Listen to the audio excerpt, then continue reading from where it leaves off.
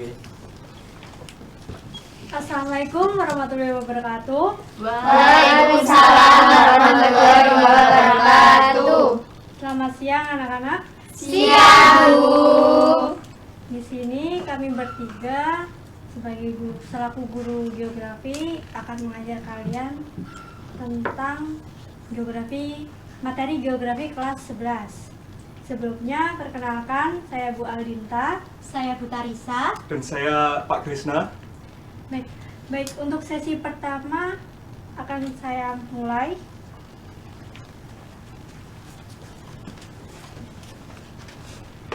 Sebelum memulai pembelajaran hari ini, Ketua kelas silakan untuk memimpin doa terlebih dahulu. Untuk memulai pelajaran pada siang hari ini, mari kita berdoa sesuai dengan keyakinan masing-masing. Berdoa mulai.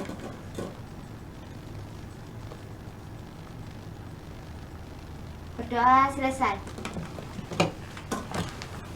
Baik, Ibu akan absen terlebih dahulu. Hari ini apakah ada yang tidak masuk? Berarti masuk semua ya? Ya. Sebelum memulai pembelajaran hari ini, Ibu ada permainan. Wah. Apa tuh? Apa tuh? Kalian tahu tepuk pagi, siang, dan malam? Belum. Kalau belum, Ibu akan menjelaskan. Kalau Ibu bilang pagi, kalian tepuk 1 kali. Kalau Ibu bilang siang, kalian tepuk 2 kali. Kalau malam, tepuk setengah. Bisa dimengerti? Bisa. Baik, kita mulai ya. Ya. Pagi, siang, malam. Pagi, siang, malam. Siang, siang. Ayo, Bagita. Baik, pagi, siang, malam, malam. Siang, siang, malam, pagi. Ayo Mbak Kalisa, kecepatan. Maaf, Bu. Pagi, siang, malam, malam, siang. Pagi, pagi, siang, malam. Baik, apakah kalian sudah semangat dan fokus untuk pembelajaran hari ini? Sudah. Baik, kalau begitu Ibu akan bertanya. Ada yang masih ingat minggu lalu kita membahas tentang apa? Posisi strategis Indonesia dan kebudayaan Indonesia. Betul. Minggu lalu kita membahas tentang posisi strategis Indonesia dan sumber daya alam. Ibu akan bertanya, apa yang membuat Indonesia memiliki posisi strategis sebagai poros maritim? Ada yang bisa menjawab? Saya. Silakan Begita. Jadi Indonesia memiliki posisi strategis yakni terletak di 2 persimpangan benua besar dan samudra besar, yakni Samudra Hindia dan Samudra Pasifik, kemudian benua Asia dan benua Australia. Kemudian Indonesia memiliki 3/4 itu terdiri dari perairan dan beberapa pelabuhan yang besar dan terkenal yang membukakan ke jalur perdagangan internasional, yakni salah satunya ialah Tanjung Priok dan Tanjung Perak pelabuhannya. Betul sekali. Itu merupakan salah satu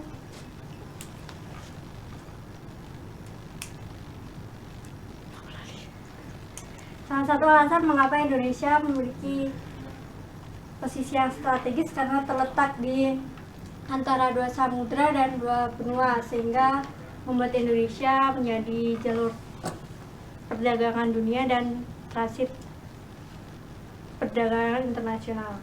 Pertanyaan selanjutnya, potensi apa saja yang dimiliki Indonesia sebagai negara maritim? Silakan Bu. Ya, silakan Mbak Alia. Indonesia itu potensinya ada yang hayati sama yang non hayati.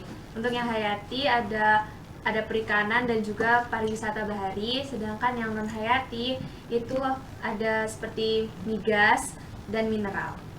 Betul sekali, potensi yang dimiliki Indonesia sebagai negara maritim ada 2, hayati dan non hayati. Hayati misalnya hasil perikanan dan wisata bahari. Untuk non hayati ada minyak minyak dan gas bumi, serta mineral. Kalau minggu lalu kita membahas posisi strategis dan potensi sumber daya alam, hari ini kita akan membahas tentang bab baru, yaitu keanekaragaman hayati, lebih tepatnya faktor-faktor yang mempengaruhi persebaran flora fauna. Untuk materi tersebut akan dijelaskan oleh Bu Tarisa. Untuk Bu Tarisa, dipersilakan. Halo semuanya. Halo. Silakan kalian perhatikan Bu Tarisa untuk menjelaskan materi faktor-faktor yang mempengaruhi persebaran flora dan fauna. Baik, terima kasih untuk waktunya. Gimana nih? Masih semangat untuk melanjutkan pembelajaran? Masih. Apa siap untuk menerima materi pada siang hari ini? Siap. Oke. Pada pertemuan hari ini kita akan membahas mengenai bab keanekaragaman hayati. Pada bab keanekaragaman hayati, kita akan membahas beberapa submateri seperti faktor-faktor yang mempengaruhi persebaran flora dan fauna, persebaran flora di dunia, persebaran fauna di dunia, persebaran flora di Indonesia, persebaran fauna di Indonesia, dan konservasi hayati. Namun pada pertemuan hari ini kita akan fokus hanya pada dua topik. Yang pertama, faktor-faktor yang mempengaruhi persebaran flora dan fauna, dan juga persebaran flora di dunia. Baik, ayo langsung kita masuk ke materi yang pertama, mengenai faktor-faktor yang mempengaruhi keanekaragaman hayati. Sebelumnya itu, kita tuh pasti pernah berpikir, kalau kita melihat hewan dan tumbuhan di daerah kita, itu pasti berbeda kalau kita itu pergi ke daerah yang lain. Kalian tahu nggak kenapa kok bisa begitu? Kok bisa? Kenampakan flora dan fauna di tiap wilayah itu berbeda-beda. Apakah ada yang bisa menjawab? Silakan.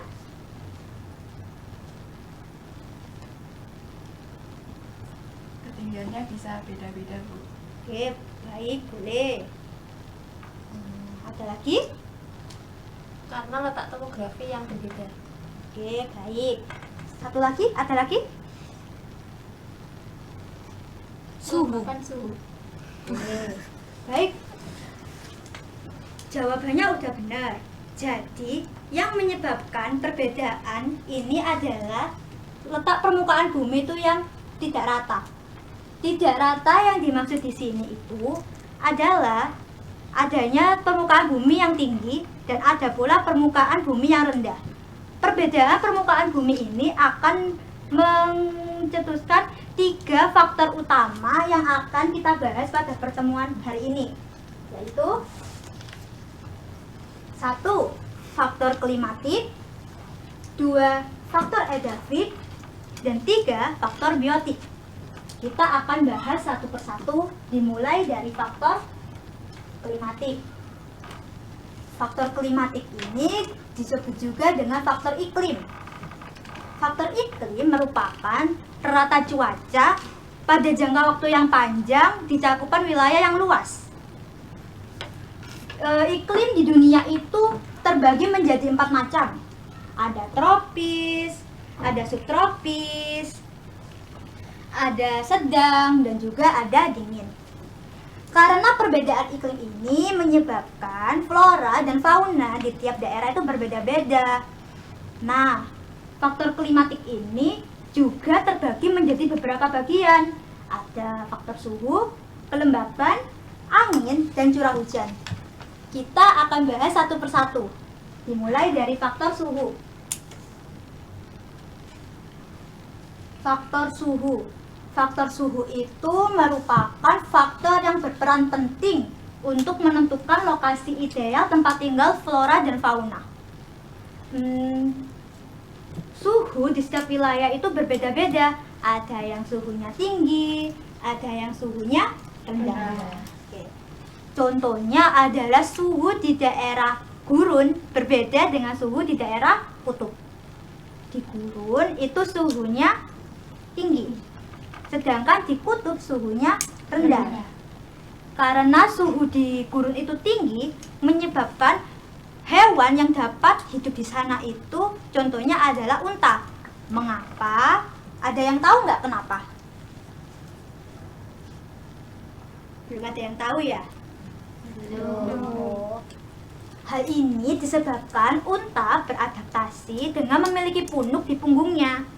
Punuk ini berperan sebagai tempat cadangan makanan, sehingga membuat unta mampu menyimpan makanan dan air walaupun di lingkungan itu panas.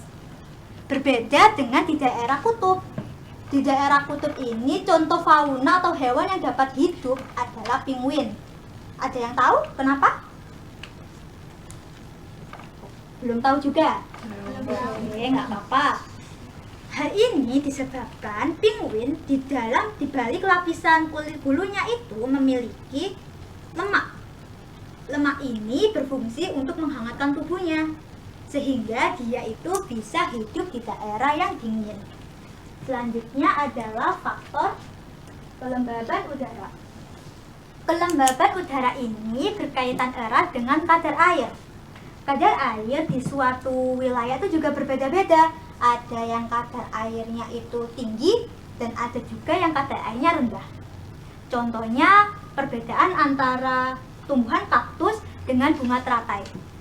Kaktus ini adalah salah satu contoh tumbuhan yang hidup di daerah yang memiliki kadar air yang rendah. Kenapa? Karena kaktus itu mampu beradaptasi dengan menggunakan daunnya yang berbentuk seperti duri yang berperan untuk mengurangi proses penguapan. Berbeda dengan bunga teratai yang hidupnya di daerah yang memiliki kadar air yang tinggi. Kenapa? Hal ini disebabkan karena juga bentuk daunnya yang lebar yang berperan dalam proses memperbanyak penguapan. Apa sampai di sini Mas itu sudah paham? Sudah. Oke, baik. Kita lanjutkan. Selanjutnya adalah angin. Faktor angin ini mempunyai peran untuk membantu dalam proses penyerbukan. Angin membantu serbuk sari untuk jatuh ke tanah, dan bila tempat jatuhnya itu baik dan subur, maka akan membutuhkan spesies baru. Dari spesies ini akan menambahkan jumlah vegetasi yang ada. Selain itu, angin juga berperan untuk mendorong awan yang mengandung hujan. Dengan angin, hujan akan merata ke setiap wilayah, sehingga kebutuhan akan air minum itu akan tercukupi. Oke. Selanjutnya adalah curah hujan. Faktor curah hujan ini sangat penting dalam suplai air minum bagi flora dan fauna. Curah hujan di setiap wilayah itu berbeda-beda juga. Ada yang tinggi, juga ada yang rendah. Contohnya curah hujan di daerah tropis dan di daerah gurun itu memiliki curah hujan yang berbeda. Di daerah tropis itu curah hujannya tinggi sehingga membuat keanekaragaman hayatinya lebih banyak. Berbeda dengan di daerah gurun, curah hujannya itu sedikit sehingga menyebabkan keanekaragaman hayatinya menjadi sedikit pula. Oke. Selanjutnya adalah faktor edafik. Faktor edafik ini disebut juga dengan faktor tanah. Tanah merupakan media makhluk hidup untuk beraktivitas, mulai dari makan, minum, dan berkembang biak. Di dalam tanah ini terdapat komponen seperti unsur hara, air, dan zat biotik yang membantu untuk kesuburan tanah. Bila tanah kita ini subur, maka tumbuhan akan banyak yang tumbuh. Bila udah banyak tumbuhan yang tumbuh ini sangat berperan positif untuk fauna herbivora di sekitarnya, sehingga pada akhirnya akan membentuk rantai makanan. Kalian tahu nggak apa itu rantai makanan? Tahu tidak?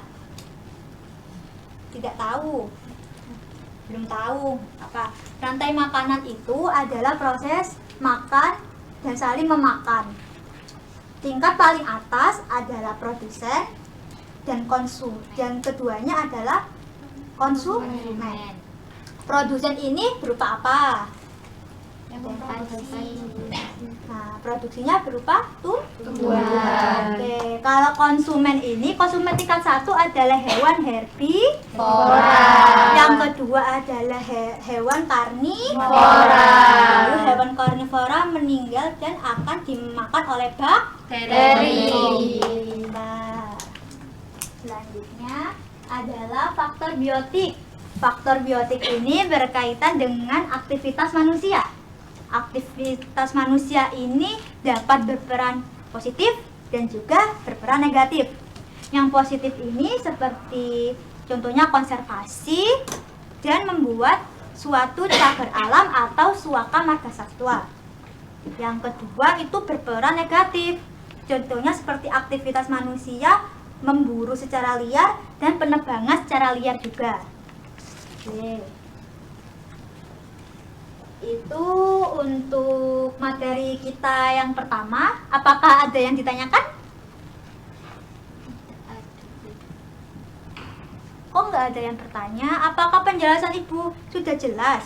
Sudah. Kalau begitu, biar Ibu saja yang bertanya ya. Mbak Wilda? Mbak Wilda, coba Mbak Wilda jelaskan bagaimana sih cara tumbuhan dan hewan di daerah gurun itu bisa tumbuh di daerah tersebut. Sedangkan kan tadi kita udah tahu kalau di daerah gurun itu memiliki curah hujan yang rendah sehingga kebutuhan akan airnya pun minim. Coba Mbak Wilda jelaskan menurut Mbak Wilda.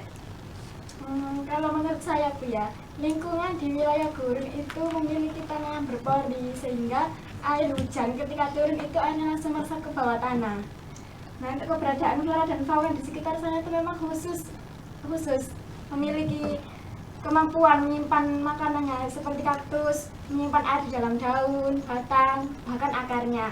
Dan yang untuk fauna itu seperti unta, mampu menyimpan makanan di bawah air tadi. Menurutnya Jawabannya bagus. Ayo kita beri tepuk tangan Mbak Wilda. Berarti setiap hewan dan tumbuhan ini mempunyai cara khusus untuk beradaptasi dengan lingkungan tempat tinggalnya seperti yang sudah ditunjukkan Mbak Wilda. Sangat baik.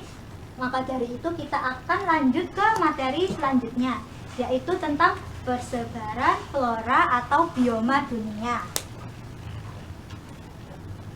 Nah, ini adalah peta persebaran bioma di dunia.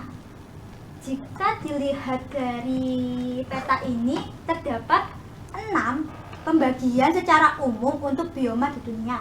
Ada hujan-hujan tropis, gurun, hutan gugur, padang pasir, tundra, dan taiga.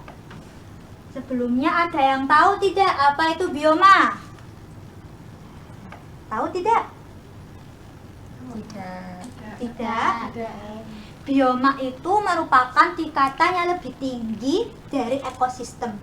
Di dalam suatu bioma itu terdapat kumpulan ekosistem. Nah, kita akan membahas satu persatu mengenai persebaran bioma di dunia. Dimulai dari yang pertama adalah bioma hutan hujan tropis. Mbak Alia kok terlihat ngantuk? Masih semangat tidak Mbak? Masih. Oke, harus semangat ya Mbak. Ya. Bioma hutan hujan tropis merupakan bioma yang selalu basah dan lembab. Bioma hutan hujan tropis ini terletak di daerah sekitar Khatulistiwa. Memiliki ciri-ciri sebagai berikut. Yang pertama, curah hujannya tinggi, lalu mendapat sinar matahari yang cukup, pohonnya tumbuh rimbun, dan juga keanekaragaman hayatinya tinggi. Bioma hutan hujan tropis ini tersebar di negara-negara seperti Indonesia, Brazil, dan juga Peru. Contoh flora yang dapat hidup di bioma hutan hujan tropis ini seperti pohon mahoni, pohon beringin, dan bunga rafflesia. Selanjutnya adalah bioma hutan gugur. Bioma hutan gugur ini merupakan bioma yang didominasi oleh tumbuhan yang memiliki daun yang lebar dan menggugurkan daunnya tersebut secara musiman. Memiliki ciri-ciri antara lain terdiri atas 4 musim, memiliki curah hujan yang sedang, dan didominasi oleh tumbuhan berdaun lebar. Bioma hutan gugur ini tersebar di daerah seperti Amerika Serikat, Inggris, dan Australia. Contoh flora yang dapat hidup di hutan gugur antara lain bunga sakura, pohon oaks, dan pohon bedwood. Selanjutnya adalah bioma tundra. Bioma tundra merupakan bioma yang lingkungan tempat tinggalnya itu bersuhu rendah atau dingin. Memiliki ciri-ciri antara lain lingkungannya diselimuti es dan salju, minimnya cahaya matahari, dan juga memiliki musim dingin yang berkepanjangan.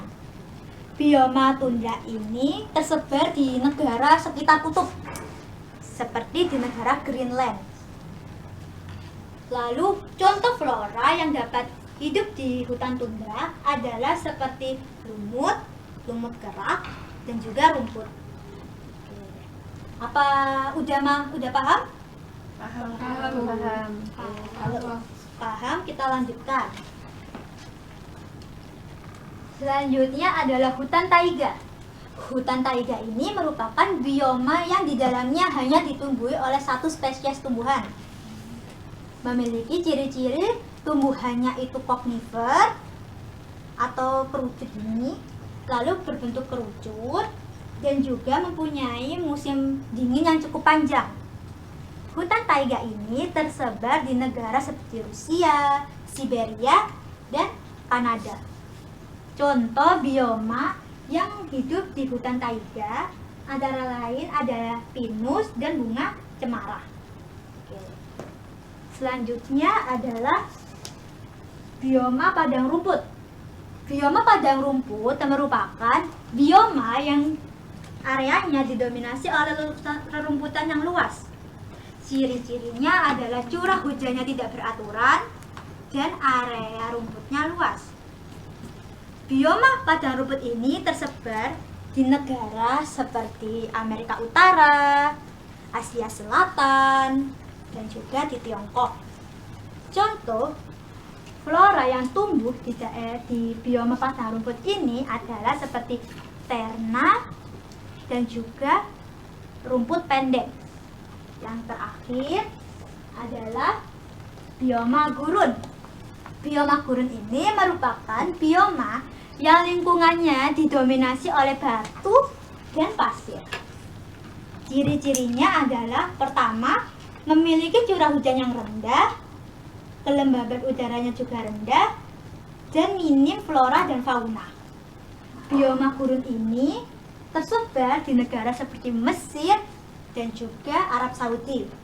Contoh flora yang dapat tumbuh di bioma gurun antara lain seperti pohon kurma, kaktus, dan juga semak. Oke. Apa dari penjelasan Ibu mengenai 6 bioma ini, apakah ada yang ditanyakan?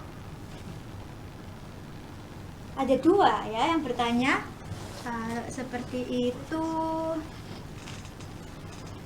Mulai dari Mbak Calisa, monggo silakan. Itu Bu, kenapa kok flora dan fauna di tundra itu lebih sedikit jenisnya daripada flora dan fauna di hutan tropis? Baik, pertanyaan yang bagus sekali. Mengapa keanekaragaman hayati di hutan tundra lebih sedikit ketimbang hutan hujan tropis?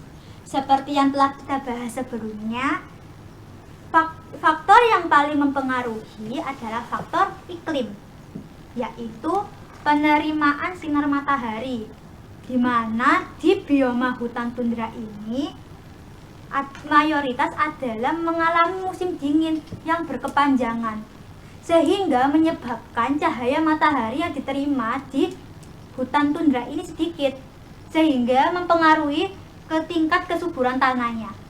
Berbeda dengan di hutan hujan tropis. Karena letaknya ada di khatulistiwa itu menyebabkan dia menerima cahaya matahari yang cukup, sehingga tanahnya subur dan keanekaragaman hayatinya tinggi. Apakah bisa diterima Mbak Calisa? Bisa, Bu. Makasih. Ayo kita beri tepuk tangan Mbak Calisa. Apakah ada yang bertanya lagi? Saya Bu. Oke. Silakan Mbak Krista bertanya. Ya, izin bertanyakan, bioma itu ada berbagai jenisnya. Dan hutan hujan tropis itu dengan bioma lainnya itu apa yang membedakan berdasarkan hal karakteristik dan lokasinya? Oke, pertanyaan yang bagus juga. Apa yang menyebabkan hutan hujan tropis itu memiliki keanekaragaman lebih tinggi ketimbang bioma yang lainnya? Dilihat dari karakteristik dan lokasinya. Kita coba lihat dari lokasinya terlebih dahulu. Tadi sudah disampaikan kalau lokasi bioma hutan hujan tropis terletak di sekitar garis khatulistiwa, sehingga membuat hutan hujan tropis ini mengalami keuntungan seperti dia mendapatkan curah hujan yang cukup, mendapat penerimaan cahaya matahari juga cukup, tanahnya juga subur. Nah, dari ketiga faktor utama ini menyebabkan keanekaragaman hayatinya menjadi tinggi, sehingga dia itu lebih banyak spesiesnya ketimbang dengan bioma-bioma yang lainnya. Apakah bisa dipahami Mbak Krista? Sudah Bu, paham. Terima kasih. Sama-sama. Kita kasih tepuk tangan Mbak Krista. Oke, untuk penyampaian materinya sudah selesai. Apa masih semangat? Semangat dong. Walaupun dikasih tugas tetap harus semangat? Iya. Oke, sekarang untuk selanjutnya kita akan mengerjakan tugas LKPD. Untuk tugas LKPD ini dikerjakan secara berkelompok dan juga satu kelompok bersih dari 3 orang. Apakah ada yang ditanyakan? Saya Bu. Silakan Mbak Kamila. Itu kelompoknya pakai minggu kemarin atau buat baru lagi ya Bu? Untuk kelompoknya kita buat seperti minggu kemarin saja, supaya memudahkan kalian untuk berkoordinasi. Silakan untuk membentuk kelompoknya sendiri-sendiri. Sini, silakan sebelum dibagikan.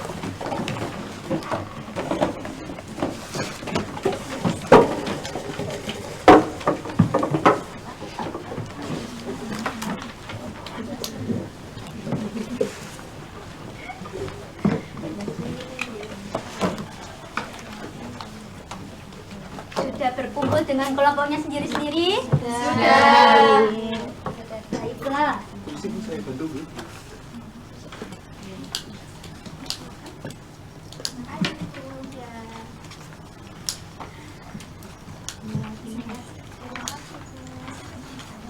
Terima kasih Bu. Perhatikan dulu, untuk pengerjaan LKPD-nya hanya diberikan waktu 5 menit. Mohon untuk anak-anak memperhatikan instruksi pengerjaannya. Nanti di akhir waktu akan ada satu kelompok yang mewakili untuk presentasi. Jadi jika ada yang kalian bingungkan terkait isi LKPD-nya, silakan untuk mengangkat tangan. Oke? Oke. Nggak boleh rame ya. Silakan dikerjakan. Waktunya 5 menit dari sekarang.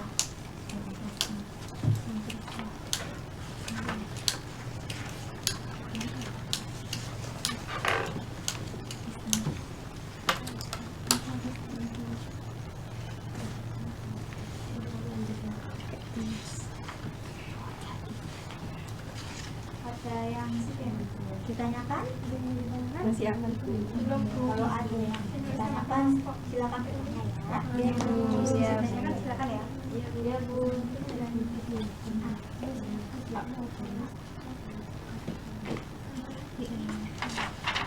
Kenapa enggak ada yang kesulitan? Masih ada Bu. Iya.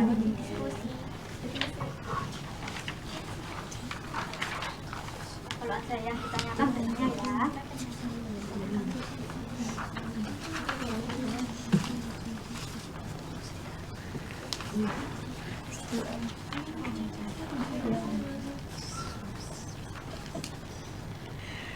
Mana Mbak?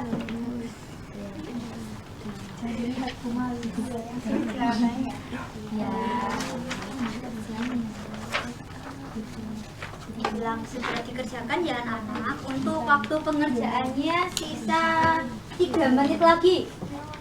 Ayo, silakan segera dikerjakan.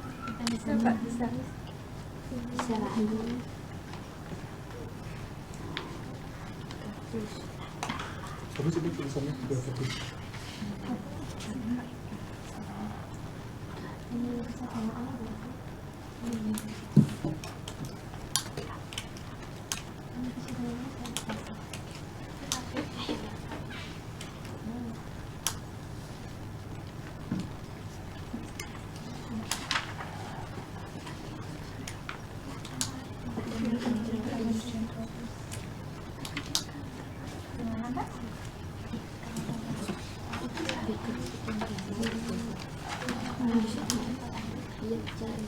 Bapak datang Mbak. Masih aman. Sekarang waktunya ya. Untuk waktunya sisa 1 menit. Mohon segera diisi. Nanti akan ada satu kelompok yang maju presentasi.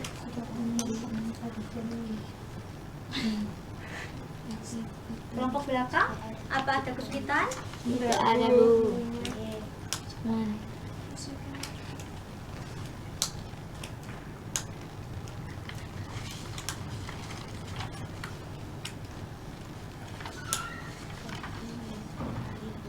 Waktu pengerjaan LKPD-nya sudah selesai.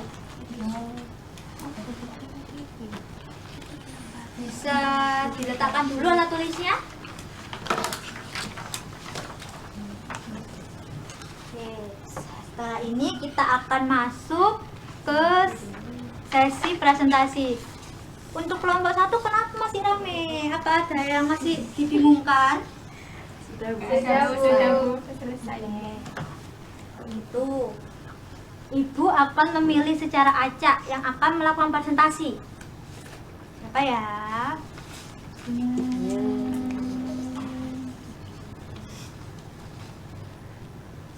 Ayo, kelompok 1. Silakan untuk maju ke depan dan mempresentasikan hasil dari diskusinya. Monggo.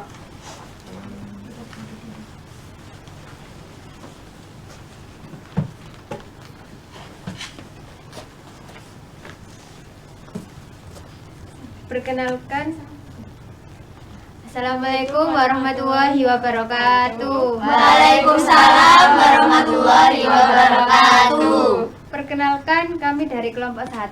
Kami di sini akan mempresentasikan lembar kerja peserta didik dengan singkat.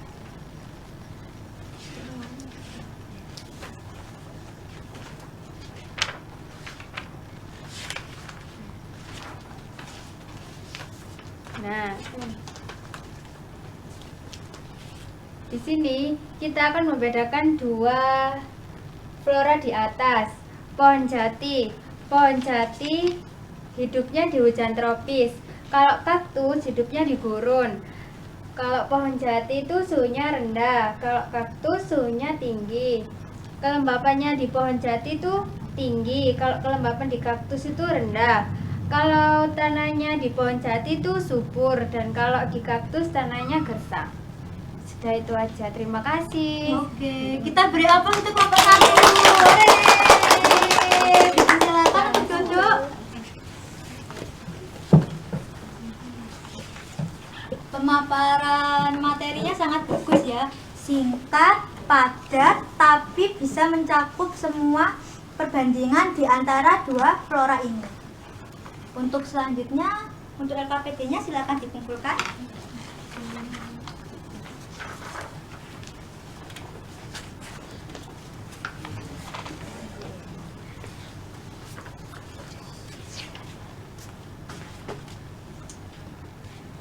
Apa masih semangat semuanya? Masih. Oke. Sekarang adalah kita masuk ke sesi memberi kesimpulan. Masih ingat pada hari ini kita mempelajari tentang apa saja?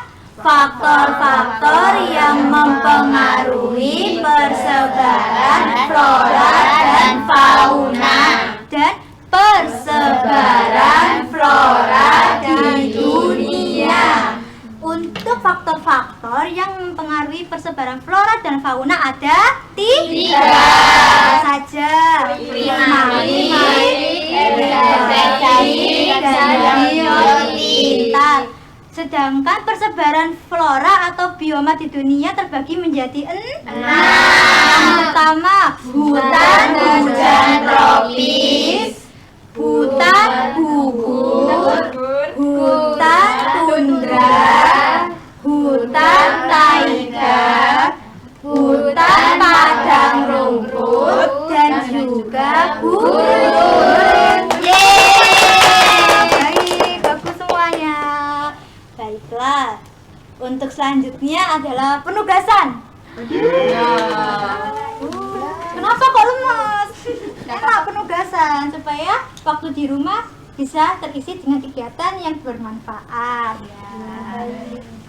Untuk penugasannya adalah secara berkelompok seperti sekarang ini, kalian membuat peta persebaran flora atau bioma di dunia. Dikerjakan di kertas karton dan dikumpulkan minggu depan. Dikerjakan dengan sekreatif mungkin. Nanti kita pada pertemuan selanjutnya akan dipresentasikan. Apakah ada yang ditanyakan? Sudah paham berarti ya untuk tugasnya? Oke, baik. Kalau begitu, untuk sesi selanjutnya penutup akan dilanjutkan oleh Pak Krisna. Untuk Pak Krisna dipersilakan. Kembali atau Tidak. Kembali Kembali aja. nggak apa-apa. aja. baik. Terima kasih Bu. Oke, baik, terima kasih untuk Bu Tarisa ya.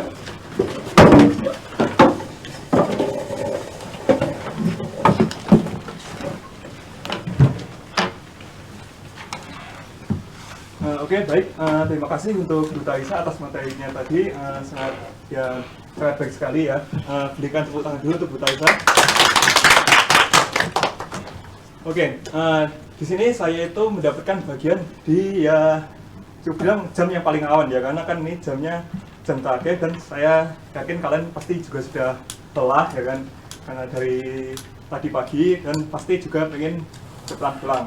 Nah, tapi biar jamnya tetap sesuai dengan mata pelajaran yang sudah diberikan.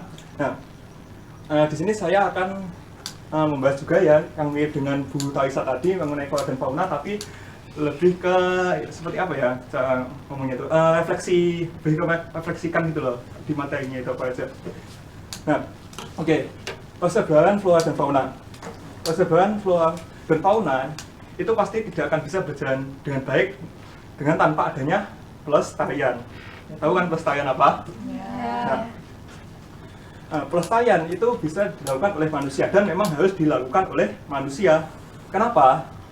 Karena pada dasarnya ya, manusialah yang membutuhkan alam, bukan alam yang membutuhkan manusia. Nah, kok bisa Pak? Nah, begini, bumi itu sudah ada kurang lebih ya, kalau nggak salah ya, itu sekitar 4 miliar tahun lalu itu bumi sudah mulai terbentuk ya kan. Dan selama 2 miliar dan manusia itu baru muncul ya, manusia ya kalau dalam sejarah mungkin manusia purba pertama itu ya itu baru muncul diperkirakan sekitar 2 miliar tahun yang lalu. Jadi bumi itu sudah ada tanpa manusia itu 2 miliar tahun lamanya.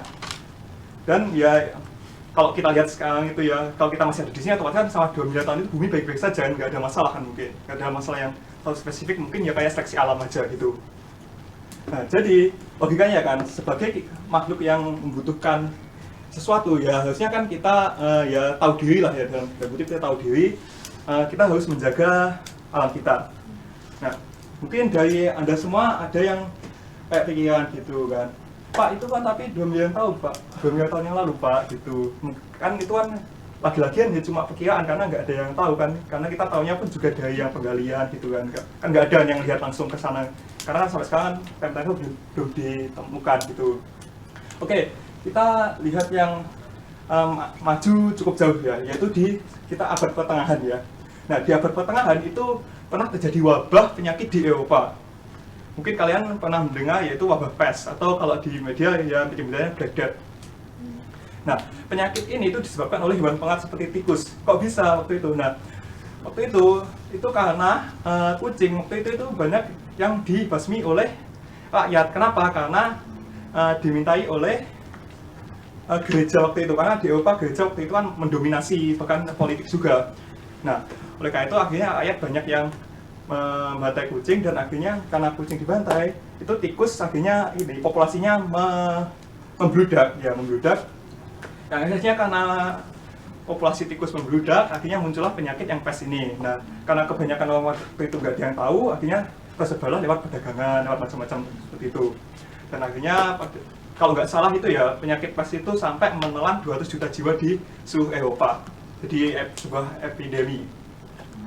Nah, dari cerita singkat tadi itu kan pasti kita kayak ya pasti mikir lah ya, kayak kita itu harus mulai ya menjaga lingkungan ya, karena kan kalau dari cerita tadi aja kita kan kalau sampai keseimbangan alam itu menjadi tergoyah, itu kan bisa menimbulkan bencana ya kan, yang bencana yang tentu saja dapat mencelakai manusia. Oke, mungkin dari kalian ada yang mikir lagi, Pak itu terlalu jauh benar ya. Ada lagi yang lebih dekat lagi, tapi ini nggak usah cerita panjang lebar ya, karena ya saya tahu Anda semua pasti sudah capek. Tapi kalian bisa lihat di internet ya, itu ada juga yang kayak kasusnya sama kucing itu, tapi nggak salah itu di mana ya, Cina kalau nggak salah, atau Cina itu yang burung pipit itu saya lupa, tapi yang pasti itu kan bisa lihat di internet ada banyak sekali. Oke, paham? Paham. Baik, karena waktu yang diberikan oleh Bapak juga hanya 5 menit dan sekarang sudah mau habis. Mari kita tutup pelajaran hari ini dengan berdoa. Untuk bisa ditutup bukunya semua. Baik, untuk ketua kelas silahkan memimpin berdoa. Untuk mengakhiri pelajaran pada sore hari ini, mari kita tutup dengan membaca doa dengan keyakinan masing-masing. Berdoa mulai.